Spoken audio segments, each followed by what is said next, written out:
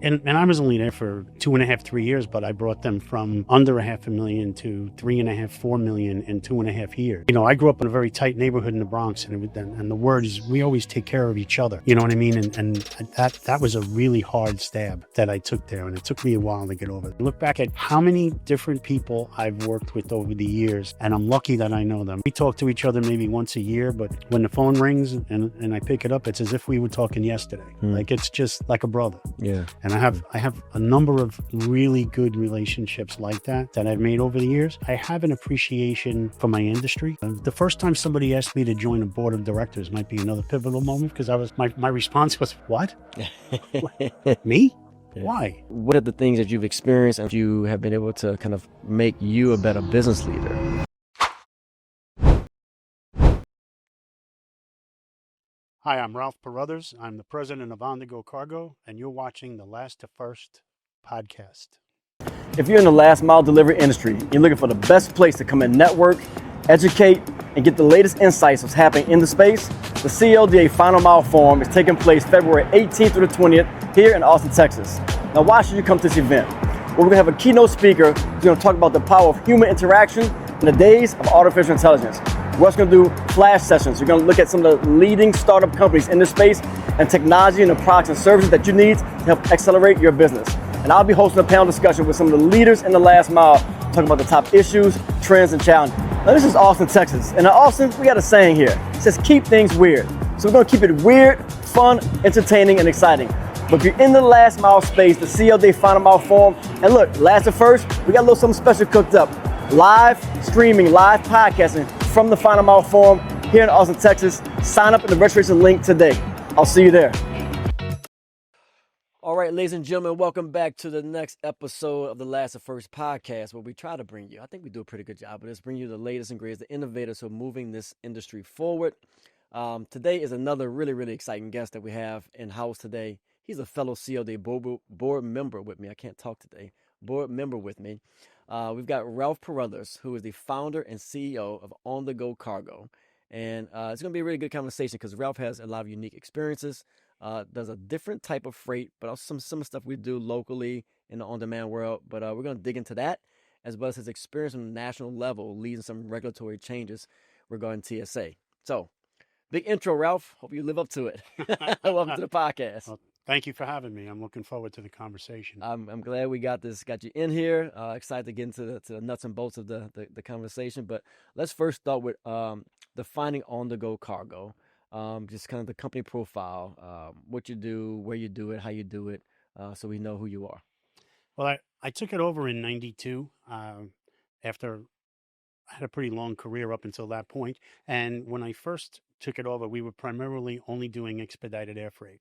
Okay. So from 92 up until 2001, leading up to 2001, a lot of the air freight started to dissipate a little bit, or at least in our experience with the client base that we had at the time. We used to focus primarily on printing industry and different parts companies that need expedited freight, mostly over the counter. It's not really cargo per se. It's over the counter, the stuff that's guaranteed on a flight, same day for the most part. So we started to do local deliveries, and I was really grateful that we started to do local deliveries. I had been very involved in the industry at the time. We belonged to ACA, and a lot of the people on the board of directors at the time were looking for an agent in my area, and that's kind of how the conversation started. What's ACA? It's the Air Carrier Conference of America, which turned into the XLA, which I later became vice president of when it merged with the CLDA that you belong to. So you have to remember to explain these things as I'm going That's through. right. I got you. I'm working on it. So as we started to do more airport agent work for them, we started picking up more local PU&D work, and it kind of morphed into that. And when 9/11 happened, a lot of our customers, which at the time I think was mostly the printing industry, all of a sudden customers can wait for that truck. So the expedited air freight that I would beg for at under $2 a pound, now the customers themselves arrange their own shipping, and they're FedExing it and paying 2 to 3 times that. I should say 3 to 4 times that. And it's just become more of a corporate line item, and The printers don't even control that, or they decided they could just wait the extra day or two for the truck. 9/11 taught them that because nothing went in the air for those days, and I guess that pain point became a solution that they needed. So the timing of it didn't kill us, Yeah. but it made us focus on more the local on-demand work. Got it. And that's where we've been since. Well, I do a very small percentage of air freight now, but I've always stayed active in that area. Okay. You know, I'm still an active member of the Air Forwarders Association, of the AEMCA, of the CLDA.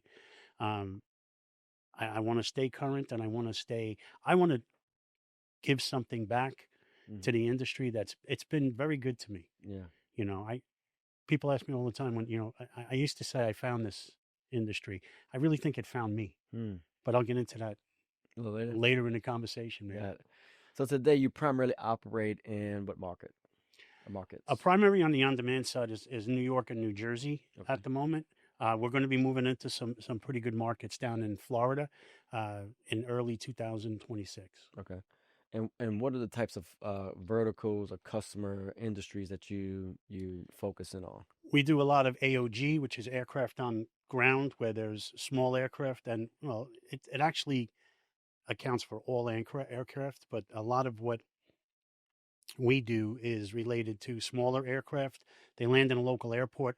All those switches and all those parts on those aircraft, everything is numbered.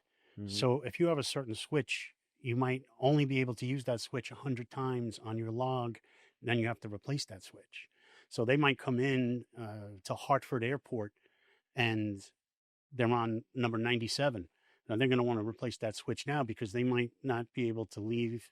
It counts when you take off and when you land. So you lose 2 on every trip. Wow. So you got to be ahead of that, or the FAA violations are pretty steep. So it's a pretty vibrant business.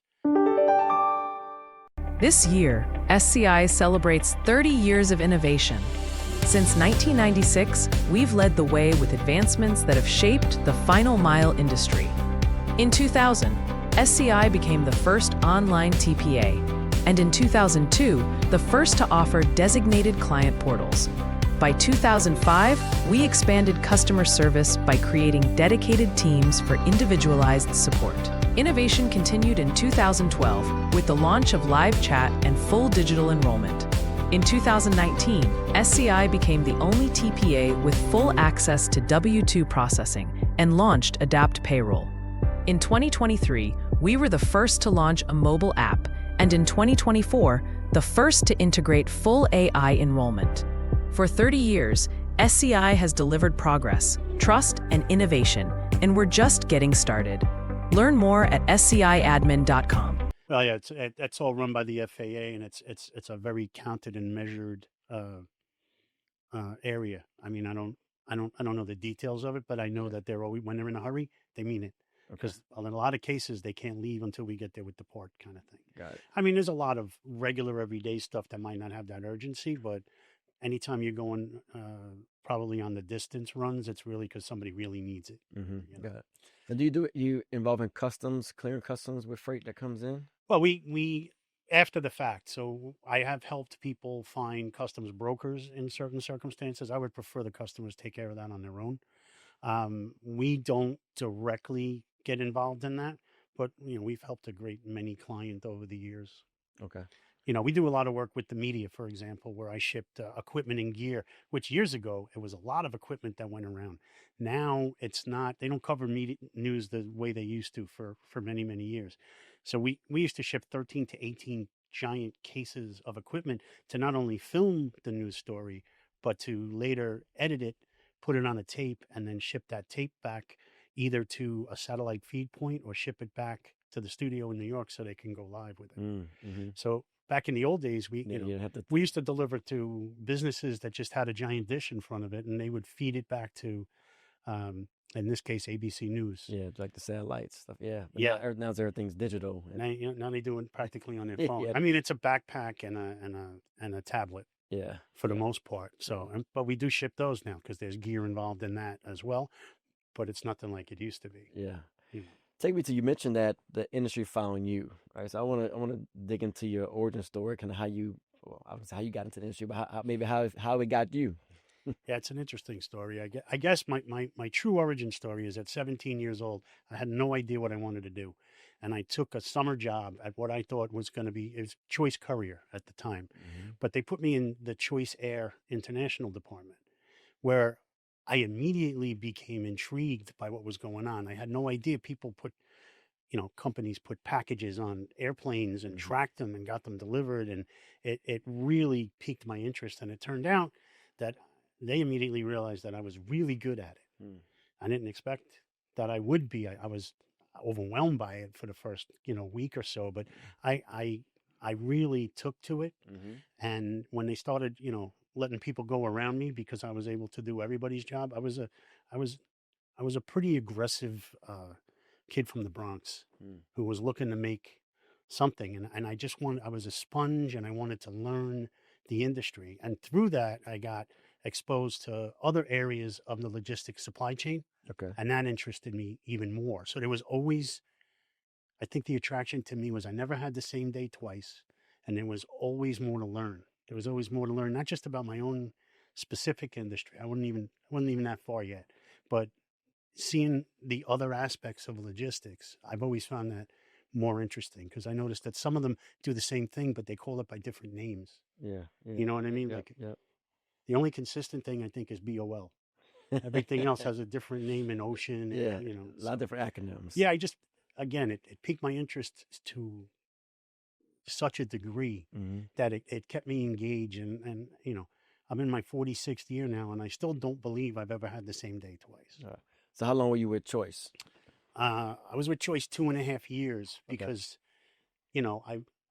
they kept throwing more and more at me, and I realized I needed to move to something else if they weren't going to take care of me. I was aware of what everybody else was making, and I should have been doing a little better. So I was smart enough for that. I had a little bit of my Bronx street still in me to say, hey, man, good for you, but Yeah, bad for me. there's some more stuff out there. Mom ain't raised no fool. Yeah. So okay, so what do you do next? So you From Choice, I went on to a company called AAA Courier. There were people at Choice that were long-time employees there that were also very good at international air freight. Back then, we had to do, talk about technology advancements. Now, in the old days, we had to communicate with overseas by telex. Telex was, it's similar to, it looks kind of like what a guy sitting at a computer would look at now, but there were guys there that could type so fast, he would sit back and wait for the screen to catch up with him. That's how we messaged international alerts and jobs and things like that. And a fax machine was a regular telephone, touch tone, not dial this time, sitting on something as big as a washing machine. And that was a fax machine. And if you remember the old fax paper that came on the rolls, I remember that. that was the first time I ever saw that. And I was amazed by that. What they call that paper? The I just knew it as, yeah.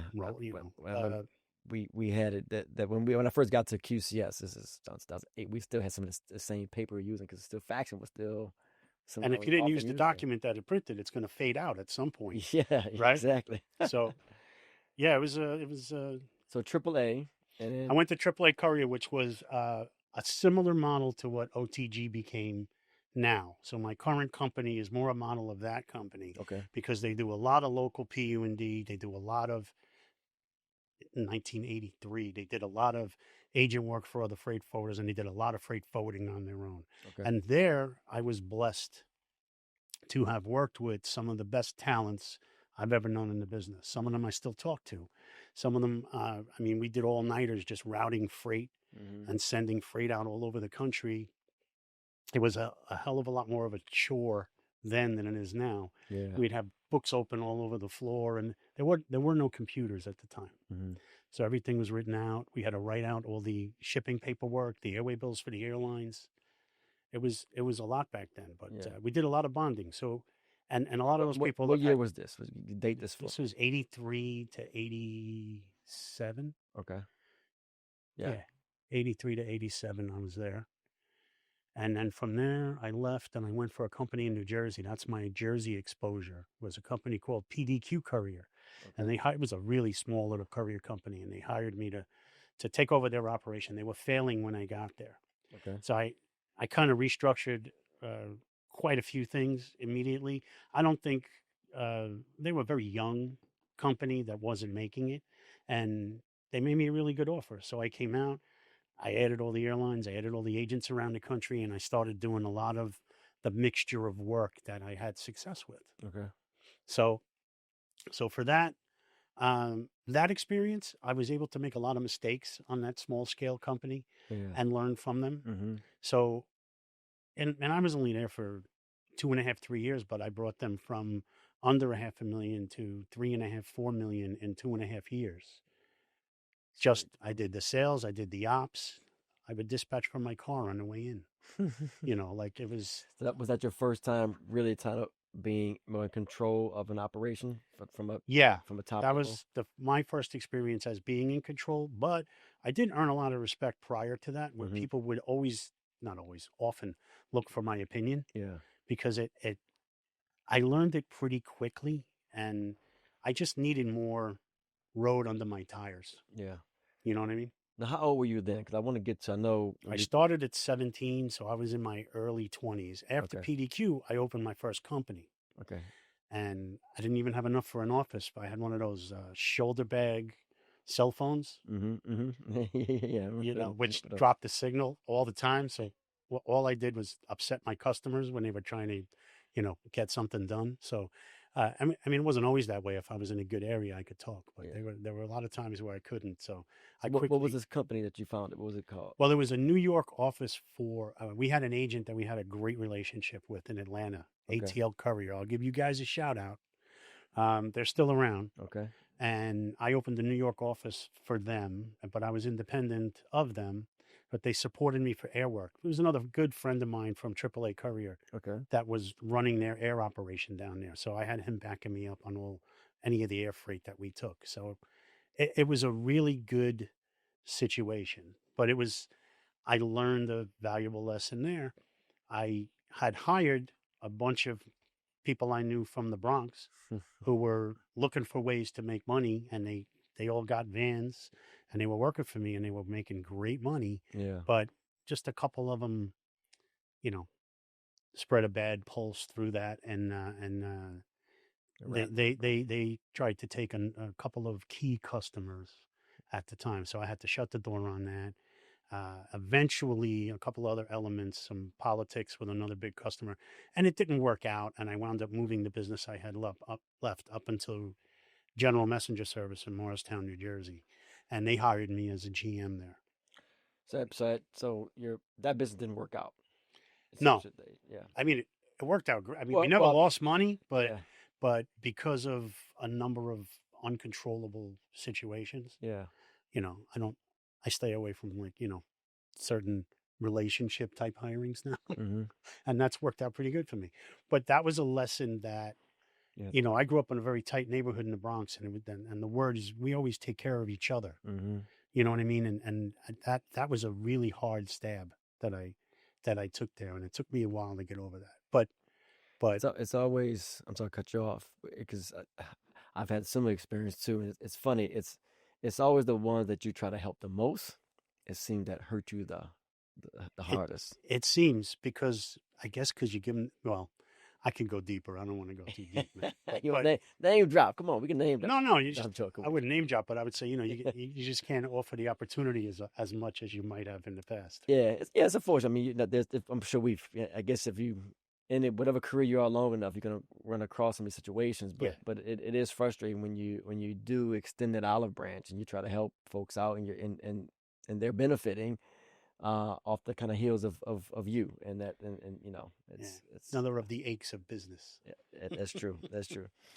All right, so then I don't want to get the story wrong, but then so you mentioned that you went to another company after. Yeah, I was General Messenger. I was there Okay. from, it was early 90s because I left there in 92.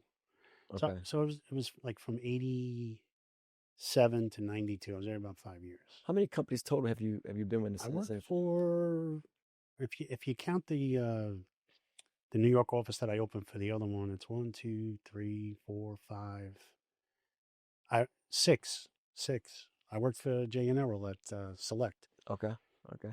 for for 6 months. Most time you hear that a lot, like in my generation, probably the generation after me, that there's, that the average, I don't know what Gen A is, Gen X, whatever, is going to have like maybe 10, 15 jobs. Then you'd have that many. But typically, like in your generation, it's probably not as many. But I'm sure you picked up a lot of different things from all these different experiences you had. Yeah, I never went into any of them with the intent to leave. I always treated every position I had as if I was part of the company, as if I saw myself as this is us. This is not, and I think the owners that I worked for appreciated, how far I would go at times. Like I was there for the company. So Yeah. definite, I'm sure there was benefit to having me. Yeah. Yeah. Awesome. So, okay. So then when do you end up getting to on the go? From General Messenger. I Jim, left there. okay. And I like General Messenger because when I got there, they were doing about maybe 3.5 million. We picked up. They were doing a lot of bank work at the time, which isn't around anymore. Sure. But they did a lot of bank routed work, and I learned more the back office corporate stuff because I'm an operations soul. Mhm. That's what I like. I don't like administrative, and yet here I am.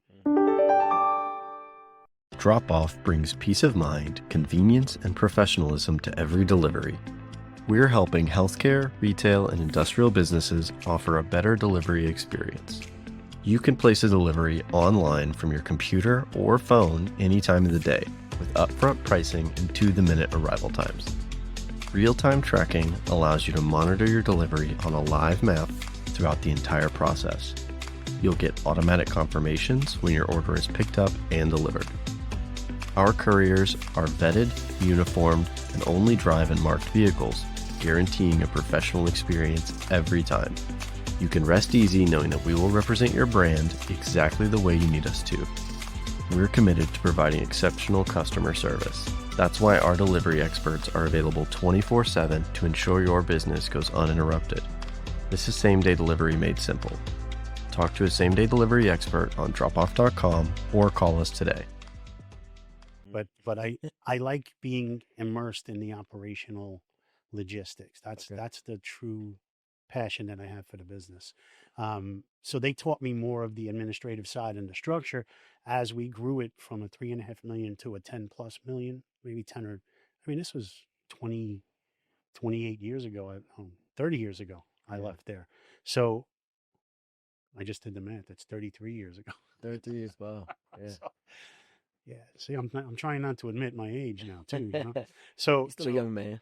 so yeah, so we were doing a lot of large banks and that kind of work, and then but the administrative structure behind it, that's where I picked that up. And I was still doing all my same air work. I kept it all with me all these years. Some of the accounts I've had for over 40 years. Hmm. So the, Now, these accounts, so most of these companies, were they involved in air freight? They had some aspect of air freight, or was it a little bit of more? there's a mixture to mixture some of of them, both. but there's one or two that were specifically air freight. ABC News, I still move stuff around, and I actually do help them with customs directly, Okay. but only because of the relationship. Got it. Got it. So it's a pretty good relationship. Got it. So I want to get into a lot of your experience. You mentioned like you went on the go was air freight, although you may not be doing as much of that work today because of I guess a post 9/11 shift, right? So you mentioned that after 9/11 there was a major shift and you kind of went to more of your local on demand type work. Well, we were already in the works of bringing up the on demand work. Okay. So I was starting that because I took it over from another person that I knew. It was like a non-active company, but he had pumped some air freight into it, Okay. and we made a deal for that. So it was primarily just a freight forwarding company Mm. when I took it. So now it's doing both. Okay. So and again, I started doing that because I believe very much in supplemental areas. I don't know what the right word. I want to have a balance of different types of work because if one fails, the other Yeah. can keep you going. Complementary verticals. Right, exactly. Yeah. So the local on demand, I pick up. I now do a lot of medical courier work. So I'm doing some of it's routed, some of it's on demand. It's a good mixture of work, and RICs make great money. Yeah. Yeah. So What do you say, like in your business today? What are the top 2, 3 challenges that you face, kind of day in, day out? What are the things that are keeping you up at night, or keeping you kind of pulling your hair out a little bit. I guess they come in waves sometimes. Like, driver attendance can be an issue one week, and you're trying to figure that out. You know what I mean? Other times, we're on a pretty good run, so nothing really current comes to mind. Okay. But in the past, there's been software issues. One of the reasons that I don't really focus on my air freight work is I change software platforms and they don't really support it. But I needed to make the change. What platform do you use today? I'm using Accelerator now. Okay. But I think I kind of fooled it into doing the air freight work internally. So I'm still using it to do it, but it could be more robust in that area, in my opinion. If you know somebody with Accelerator, I'm trying to get him on the podcast. You got to maybe put a word in for me. Charlie Jr., no? I'm joking. You're not going to get Charlie. Are you? Did you? No, I haven't got anybody yet. They haven't been on the podcast. Oh, not surprising. That's surprising. Surprising me too. Patrick? I've known Patrick well. I don't know. Okay. I don't know. They're right down the block. I should go pay him a visit while we're here. It's a little more than down the block. Yeah. They're on the shore. Yeah. So I mentioned in the intro that we both serve on the CLDA board. You mentioned the way you got to the CLDA board was through the XLA. So the XLA merged with CLDA years ago now. 6 years? So 6 years ago. And because I think, and you're a perfect example of it, there's a synergy between some of the air freight cartage agents and kind of what they do, and it kind of parallels to what you see a lot of our folks do. But you're the expert here, and I want to get into your expertise in a second, but just talk about the differences in those two different worlds, and then I want to move into kind of the regulatory side of this. So it's a multi-layered difference. So ACA that became XLA was more your express air courier companies. Okay. Air freight in general might be the Air Forwarders Association. Those are more larger freight forwarders. They have a tendency to use cartage companies. Okay. That are more routed and more geared. They take all day to make a delivery, where the express stuff doesn't have that kind of time. So traditionally, the XLA used probably a majority of CLDA members as their agents, because that's the way they were geared. Back in the old MCAA days, there were lots of our membership. I mean, I knew most of the membership because I used them as agents all over the country. I was shocked. I think the first conference I went to was the Biltmore in '94. Okay. I walked in not expecting to know too many people, and I knew a lot of people. Mm-hmm. Just hearing voices, because you're on the phone. So people were as surprised to see me as I was to see them there. So so the synergy between the XLA and the CLDA made sense because it's more on the express level. Mm-hmm. Where on the other side with cartage agents, they're more for the bigger, slower, more routed freight, where they have all day or the next day. Sometimes if they don't get to the delivery, they can do it the next day. Yeah.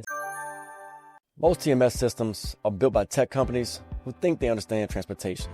They've talked to a few owners, read a few reports, and built the technology they think you need. Different comes with 35 years of real-world experience. They've lived every single problem that you face. Routes that don't make money, customers calling about late deliveries, and systems that don't talk to each other. So they built a complete transportation ecosystem based upon what actually works in the real world and not just what looks good in a demo. Everything connected, real-time data, all in one place. Built by operators who simply got tired of TMS systems that just didn't work. Visit deliverdifferent.com/last to first. Different. Built by operators for operators. Depends on the scenario or the shipment, but there were times where that's the case. Yeah. I remember, early in my career, 2009 probably, and I'm starting to try to do more sales and generate more business for QCS back in New Orleans. And we started getting some of these RFPs, and they would have cartage agents, or you have to fill out, cartage agent pricing. And I'm like, what is a cartage agent? What is all that? It was like you had to learn all these different new words, but you eventually figure out that this is similar, kind of what you're saying, similar services, but people have different names for these things. It's similar, but what you have to really take into consideration is not everybody is using the exact right word. Cartage is an air freight terminology. You know what I mean? But it's kind of universal. All the international freight forwarders only speak cartage. They don't know from courier. And that's kind of, I think that's our job at CLDA to get that out there. Well, let's talk because we've had these debates in board meetings. Yeah. Courier versus carrier. Okay. Google each word and tell me which one more accurately describes most of our members. Okay. Yeah. I don't identify. I mean, I know I do a lot of on demand and I do a lot of routed work, but I do not identify as a final mile carrier. In fact, I don't identify as a carrier at all. I identify as a courier company, and I identify myself on the board that I represent the courier industry. I don't know when exactly the terminology changed, but it has a lot to do, my own theory. It has a lot to do with another association that we're very much involved with, the ECA, because they have that marketplace. Yeah. And because the shippers refer to them as carriers, they refer to themselves as carriers. And I think the word carrier kind of took off for to be recognized. Yeah. But it's still the courier industry. Yeah. I mean, for me, I give you my quick little anecdotal story. So we had before we rebranded our company, it was called Quick Courier Services, and we bid on a major piece of business, a big hospital system. I thought we should have won the bid, and we lost it. But in our debrief meeting with the supply chain executives, one of the takeaways was, well, you guys are just a courier company. You can't possibly do all this work. And it stuck with me, and it led a part of a rebrand where we went to a QCS Logistics. We kind of dropped the saying courier because I felt like when you said courier, it kind of pigeonholed you that you can only do these little small envelopes and little small packages, and you can only do these little small cars. Like you had no capabilities to do anything more. But do you run up against that? yeah, I mean, you run the risk in any scenario like that of running up against what that one person knows. The background. Like I used to run in when I was selling air freight, and I would come across customers that only knew common carrier LTL carriers, and you could give them a skid and it could take a week and a half to get where it's going. They didn't care. And I said, well, no, I don't even compete with that. Yeah. What I'm saying is when you miss the truck or forget to ship it, you give that to me and I put it on the plane. It's there tomorrow or today. And they so much didn't speak to that that it never registered. But I used to run into that all the time because that's who they would compare me to, air freight to LTL. And I'm going back a long time ago, but I think it's come a long way since then. Yeah. I would like to think that, but not always. You don't know till you're there. Yeah. You know. Let's get into the regulatory conversation because what I've always appreciated, one of the many things I appreciate about you is your expertise working with the TSA, the Transportation Security Administration. Although right now we're sitting in a world right now where a lot is happening and changing. I don't know if my flight's gonna get out here tonight because of what's happening right now. Hey, good luck with that. It's like I might be at your house tonight. You never know. But I got room. but I want you to define it because I'll probably jack this up. But I know just from my own experience, we started doing some air freight type work. I had no clue about being an IAC indirect air carrier. I had no clue about STAs, security threat assessment. Why don't you just break down? I'm going to give you the floor and break down for the audience kind of what the levels are and what they all mean before we get into like what we're trying to do about this. Yeah, it's a little complicated. So in order to ship air freight in the United States, you need to be an IAC. That's an indirect air carrier. It's something that was created by the TSA. From their inception, they created 3 different programs. There's one for, I'm trying to think of the third one, but there's air carriers and then there's us. So they consider us indirect air carriers because we receive freight on behalf of the airlines with the intent to ship on that airline. So they kind of looped us into the security loop there.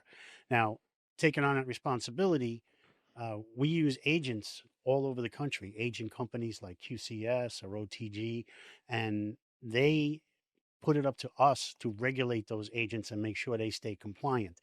And for the first few years, it was very difficult, especially for a small company like me, because there was a lot of compliance, there was a lot of communication to the agents. But over the years, we figured it all out. Yeah. What are the things that makes a company compliant? Yeah, well, I'm specific to, well, there's a program, and I got to be careful because some of it's SSI, that's sensitive security information. So I can't give out too much of the program. I can speak more generally about it. Sure. So our compliance, that's what's going to make you want to ask more questions too. I see the look on You your see face. it? So, so, so let me think.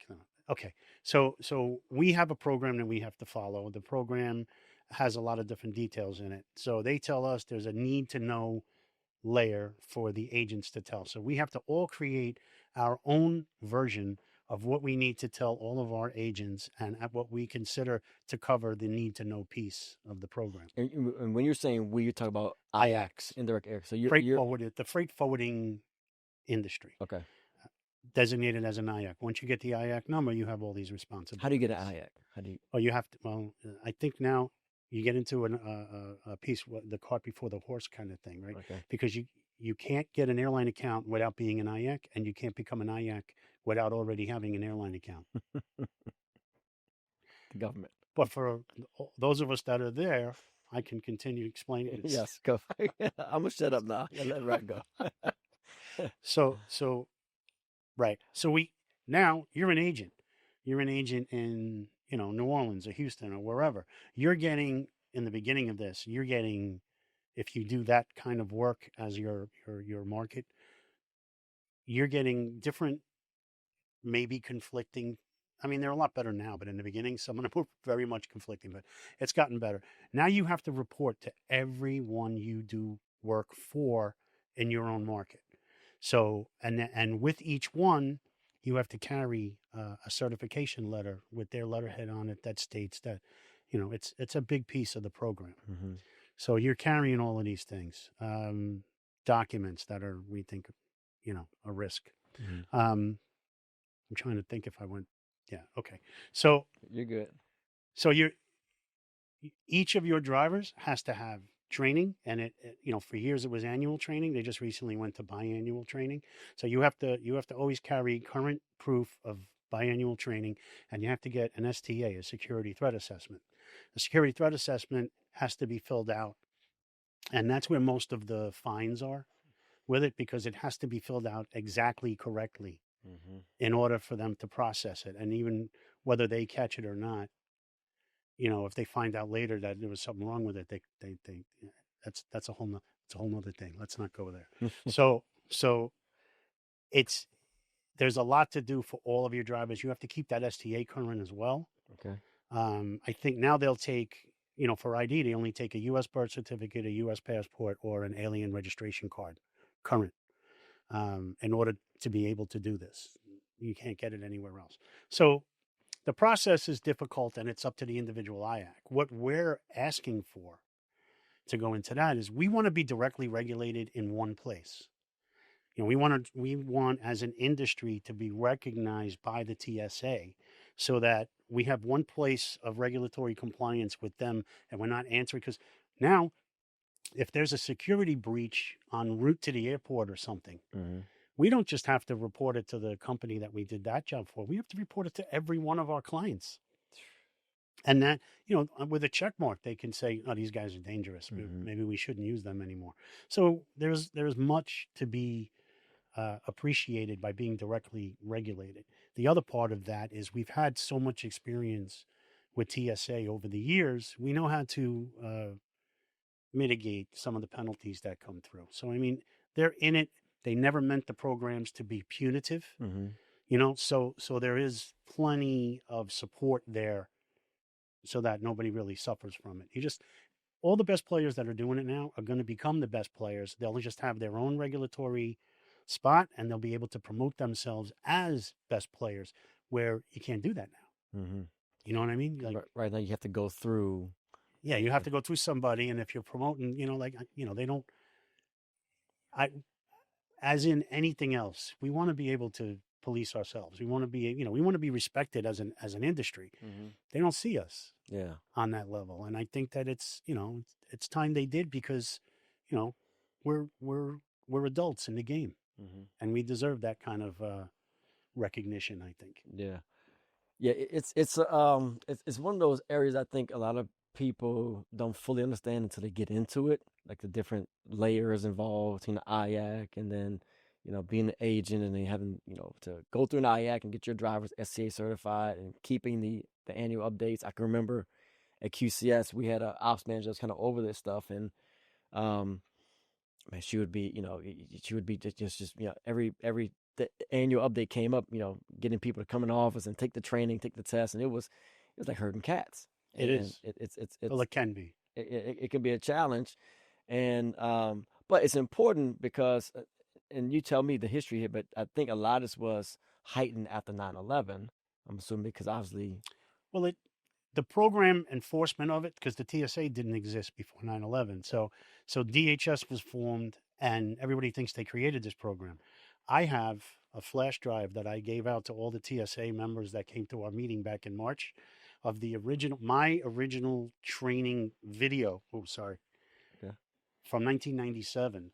The FAA used to run it. The program that we're on is an old FAA program that they beefed up and kind of recalibrated to fit the times, I guess. yeah, But it's not a lot different. And I showed it to them, and we all had a big kick out of it. I mean, I have an old VHS tape on a shelf in my office that it's kind of like the VHS they found in Lost, where it's a little grainy and the sound goes zzz every once in a while. You know? yeah, So that's the fun in watching this thing. I had it digitized, and I made like 50 of them, because when it comes up with people, I say, I got something I want to send you. yeah.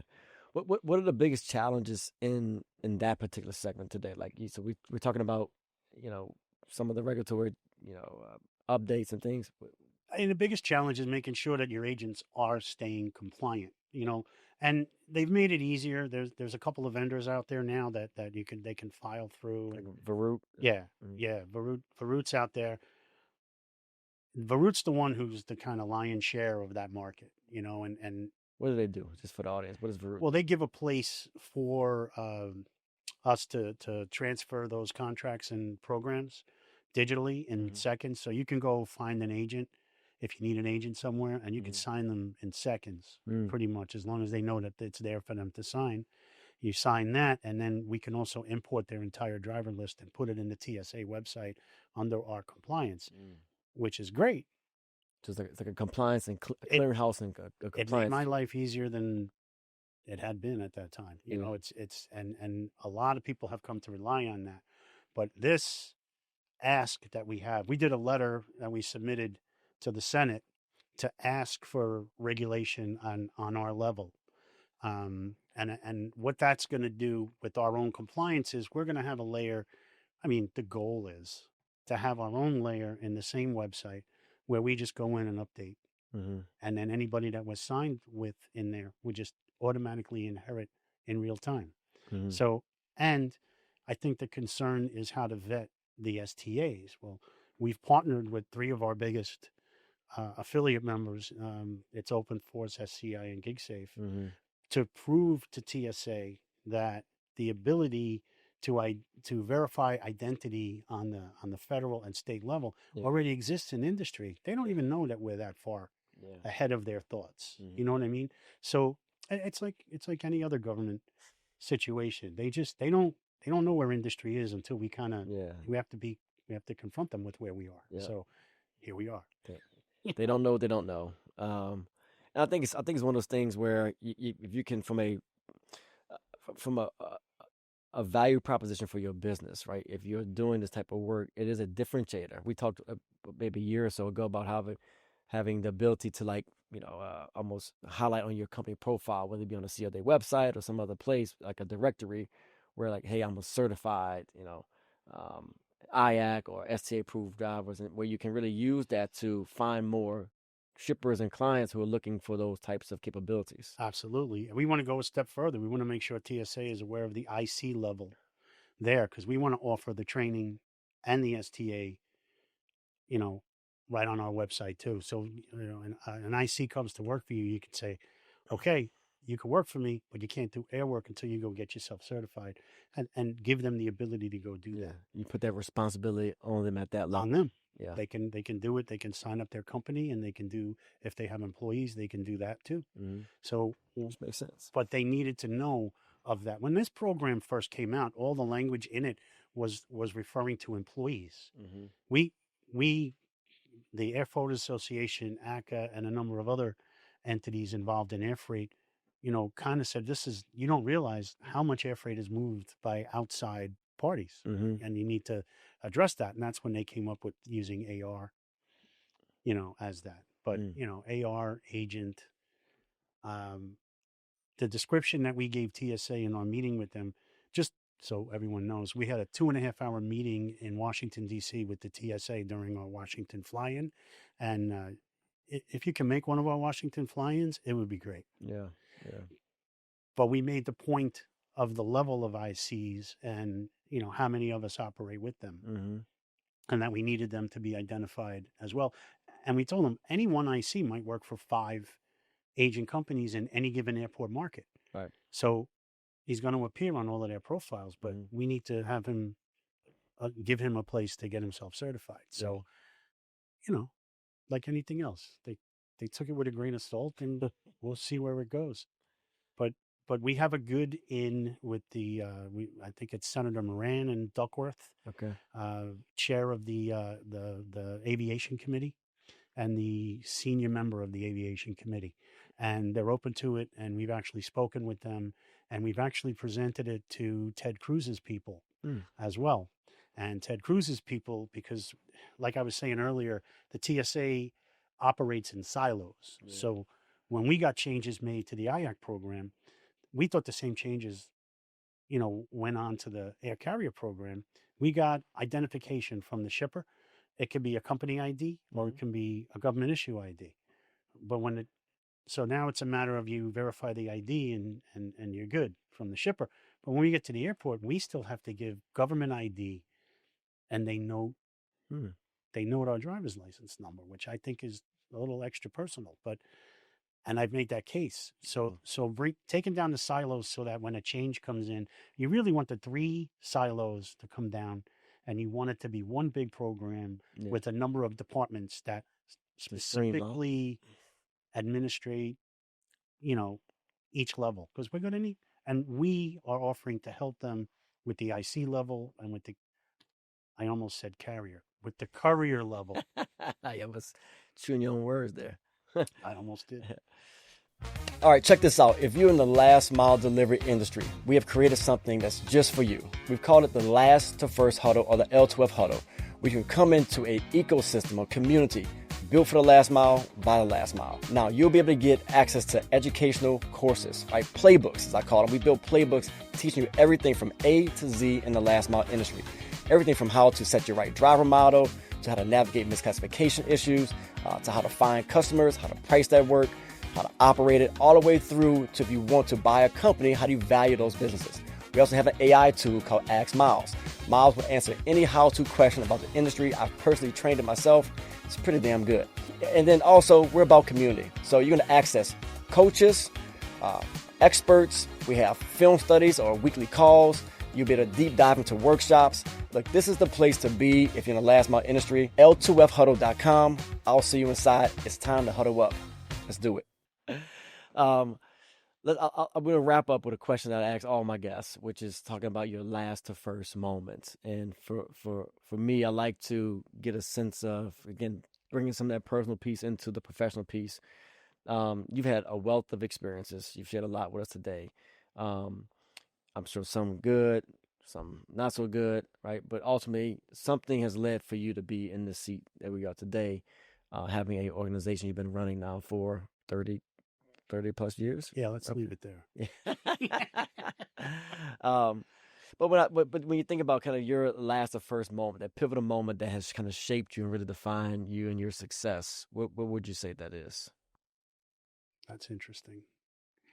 I mean, I'm a kid from the Bronx projects, so getting into this and finding this, I think I had a light bulb moment after I left Choice. I think I had a light bulb moment when I left Choice and went to that AAA Courier company. And there were 2 people there that I had worked with briefly at Choice. And when I saw their eyes light up and the welcome that I got in that company, and that everybody there had heard about me, I thought, wow, this is, I didn't expect it. You know what I mean? Like it really caught me off guard. Yeah. And I remember that.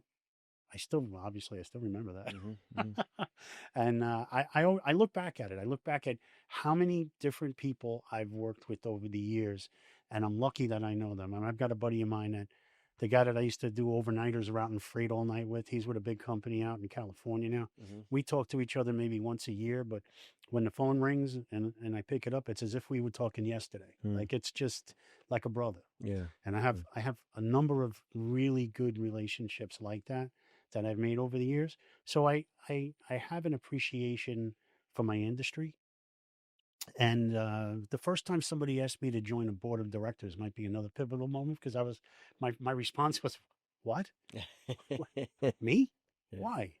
And I realized over time that I did have things to contribute. I had a lot of knowledge, more than I thought. I have a lot of history. I have a lot of solid experience in different areas that benefit everybody, I think. So yeah, I guess there's what I put 2 or 3 things in there, but It's your story. pivotal. Yep. I'll tell people it's your show. I'm just here to host it. Yeah, that's it. Well, Ralph, we're gonna wrap up on that point. But again, I want to thank you for being on the podcast. I've really enjoyed getting to know you over the years, and I'm glad you took that first board position, because I would not have seen you up close and personal and seen the way you are an asset to the board. You have a wealth of knowledge. You have a way of communicating and getting along with a lot of different types of people, as you mentioned. And I think that's an asset, not just for your organization, but for this industry. And so thank you for sharing some of those insights and being on the podcast. I really appreciate it. I appreciate all those compliments, and thank you for having me. Yeah. This is good stuff. Yeah. Looking at the right camera. We got on this. So that's the first podcast. We're going to wrap up, but this was Ralph Perrothers, who is the CEO of On The Go Cargo. And this has been another great episode. You got a lot of insight on air freight, particularly on the regulatory issues from a TSA standpoint. If you're going to be an IAC, or if you're going to get in that game, and what it takes from a certification and ongoing training standpoint to make sure your drivers are STA approved and you're good to go, because there could be some pretty stiff penalties if you don't do it the right way. But we help with that. Yep. So we appreciate it. We'll see y'all next time. Ralph, thanks for being there. Appreciate it. Thank you.